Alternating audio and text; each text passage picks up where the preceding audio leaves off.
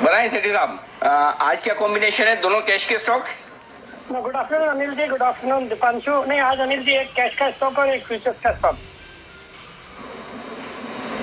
तो चलिए शुरुआत कीजिए फ्यूचर के स्टॉक के साथ। अनिल जी, जो आज का मेरा फ्यूचर्स का स्टॉक है वो स्टॉक पहले भी मैंने रिकमेंड करा हुआ है और शॉर्ट टर्म में टारगेट हमेशा जब जब रिकमेंड करे हैं अचीव होता है। स्टॉक का नाम है अडानी पोर्ट्स। ये स्टॉक भी पिछले कुछ दिनों से बाजार को अंडर परफॉर्म कर रहा है और आज इसमें अपने निचले लेवल से एक रिकवरी शुरू हुई है। मुझे लगता है ये स्टॉक अब यहाँ से अच्छा करना चाहिए।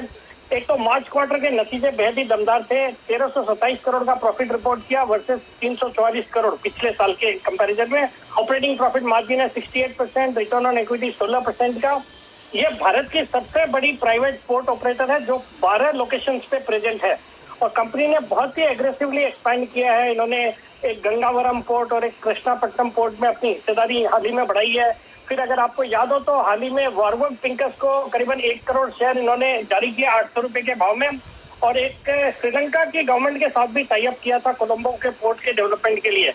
बाकी जिस स्टॉक में थोड़े दिन पहले जो गिरावट आई थी उसका कारण था म्यांमार में इनका एक टर्मिनल पे काम चालू है और म्यांमार पे यूएस के सैंक्शन की वजह से इस स्टॉक को डाउ जोन्स के सस्टेनेबिलिटी इंडेक्स से बाहर किया था, तो उसके कारण हमने गिरावट देखी थी। अब कंपनी ने भी क्लियर किया कि they are willing to abandon that project और लीगल उसके इश्यूज वो वे कर रहे हैं। तो ऑल इन ऑल एक फंडामेंटल बहुत ही अच्छा। और फिर इसके अंदर अडानी लॉजिस्टिक्स का भी कारोबार है जो कि एक बहुत ही बड़ा लॉजिस्टिक्स का कारोबार है और लॉजिस्टिक्स शेयर आजकल बिल्कुल फोकस में है। तो ऑल इन ऑल ये 780-81 के लेवल पे स्टॉक में खरीदारी करने की सलाह है और मेरा शॉर्ट टर्म में 825 का टारगेट है, 760 रुपए का स्टॉप लॉस है।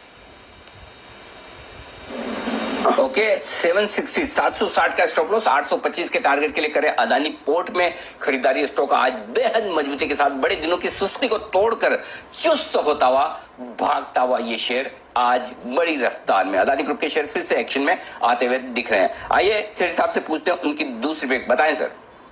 अनिल जी, जो दूसरा स्टॉक है वो कैश मार्केट का स्टॉक है और एक छोटी प्राइस वाला स्टॉक है, हालांकि अच्छा मार्केट कैप है 5,500 करोड़ का। कंपनी का नाम है इन्फीबीम एवेन्यूज जो कि अभी 42 रुपए के लेवल पे ट्रेड करता है। एक दमदार कारोबार है इस कंपनी का। मैं इसको डिटेल देख रहा था। ये कंपनी डिजिटल पेमेंट सॉल्यूशन जिसका इनका ब्रांड है सीसी एवेन्यू और एक एंटरप्राइज सॉफ्टवेयर सॉल्यूशन जिसमें इनका ब्रांड है बिल्ड अ बाजार, ये दोनों प्लेटफॉर्म पे काम करती है। कंपनी इंटरनेशनली भी प्रेजेंट है। इनका भारत में तो कारोबार है, इसके अलावा यूएस, फिर यूएई, सऊदी अरबिया, इन सब कंट्रीज में काम। और इनका जो प्लेटफॉर्म है ये जो डिजिटल पेमेंट का ये यूज करती है HDFC bank, Kotak bank, JP Morgan और बैंक मस्कट, इस तरह की कंपनी है। और ये जो इनका जो एंटरप्राइज सॉफ्टवेयर सॉल्यूशन है वहां पे 25 लाख मर्चेंट इनके प्लेटफॉर्म पे है। रोज के 2000 मर्चेंट्स ऐड होते हैं और इस तरह के स्टॉक का हमको पता है कि वैल्यूएशन कुछ भी होता है।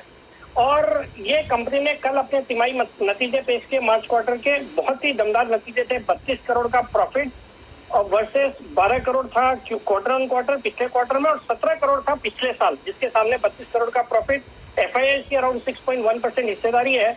और कल इन्होंने एक अनाउंसमेंट करा कि इन्होंने रिलायंस जियो के साथ, उनके जियो प्लेटफॉर्म के साथ टाई अप किया है और एक इन्होंने आरबीआई के पास एक एप्लीकेशन डाली है रिटेल पेमेंट लाइसेंस के लिए और उसमें किसके साथ, रिलायंस जियो है, फेसबुक है और गूगल है, इन तीनों के साथ मिलकर एक न्यू अम्ब्रेला एंटिटी के लिए अर्जी डाली है जो कि रिटेल पेमेंट लाइसेंस के लिए अपनी सब्सिडियरी है तो हम भारत डिजिटल पेमेंट उसके साथ उसके नाम से।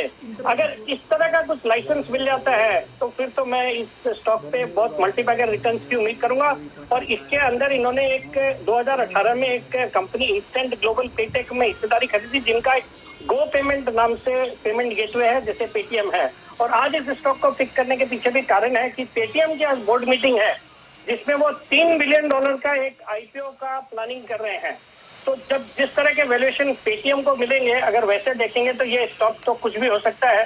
तो ये शॉर्ट टर्म में मेरे इसमें 55 रुपए के टारगेट है, बट मेरा मानना है इस स्टॉक को कुछ क्वांटिटी लॉन्ग टर्म के लिए बिल्कुल रखना चाहिए। मुझे याद आता है टानला प्लेटफॉर्म्स करके जो आजकल स्टॉक 900 रुपए पे चल रहा है, 3-4 साल पहले टानला सॉल्यूशंस नाम होता था, 40-45 की भाव से, और वो भी ये टेलीकॉम मोबाइल मैसेजिंग के कारोबार में थी। मैंने तब उसको आइडेंटिफाई करा था। आज 900 रुपए के भाव है 4 साल बाद। मुझे लगता है ये स्टॉक भी अगर सब कुछ मटेरियलाइज हो गया तो it can certainly turn out to be a big multibagger.